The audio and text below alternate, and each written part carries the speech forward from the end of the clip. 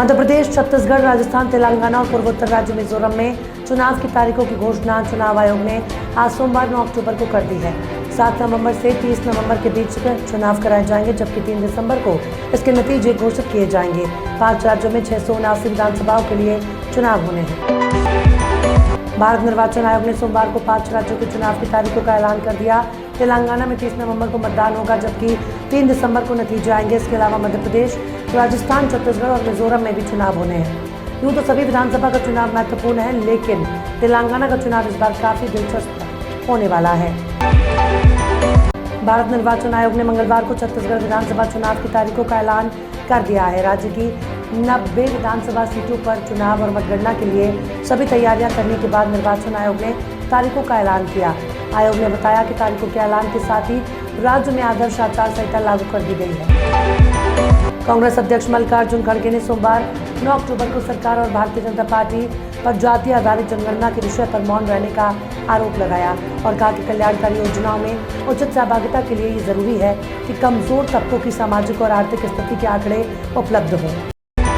Israel और Hamas के बीच लगभग 48 घंटों से युद्ध जारी है। दुनिया के तमाम देशों ने दोनों पक्षों के बीच हिंसक हमलों को लेकर प्रतिक्रिया दर्ज कराई है।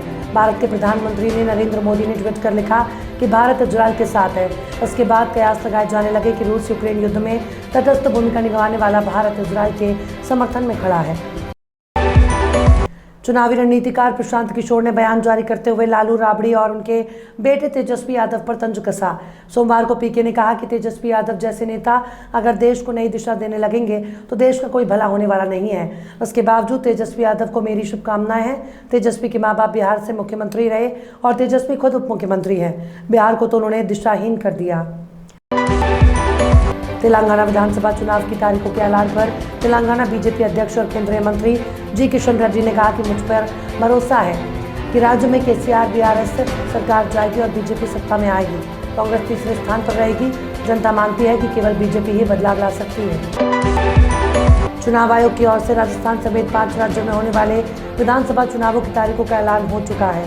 राजस्थान चुनाव को लेकर कांग्रेस नेता सचिन पायलट ने कहा कि जनता अपना जनादेश घोषित करने को उत्सुक है। राजस्थान में 23 नवंबर को मतदान होगा।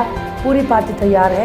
मुझे विश्वास है कि पिछले 25 से 30 वर्षों में जो नहीं हुआ वो इस वर्ष होगा और कांग्रेस राज्य में एक बार फिर सरकार बनाएगी। 5 राज्यों में होने वाले चुनाव पर बीजेपी नेता कैलाश विजयवर्गीय ने न्यूज एजेंसी ANI से कहा, मैं चुनाव आयोग को धन्यवाद देना चाहता हूँ। बीजेपी के कार्यकर्ता चुनाव के लिए तैयार हैं। इन चुनावों के नतीजे चौंकाने वाले होंगे और किसी को पता नहीं चलेगा कि कांग्रेस कहां गई। हम सभी राज्यों में 2/3 बहुमत से चुनाव जीतने जा रहे हैं। बॉलीवुड स्टार शाहरुख खान इस समय बॉक्स ऑफिस के बादशाह बने हुए हैं। उनकी बैक टू बैक 2 फिल्में पठान और अब जवान ने कमाई के सारे रिकॉर्ड तोड़ दिए। इन दोनों फिल्मों की वजह से शाहरुख खान की जान से मारने की धमकी मिल रही थी। अब मुंबई पुलिस ने शाहरुख खान को वाई+ सिक्योरिटी दे दी है।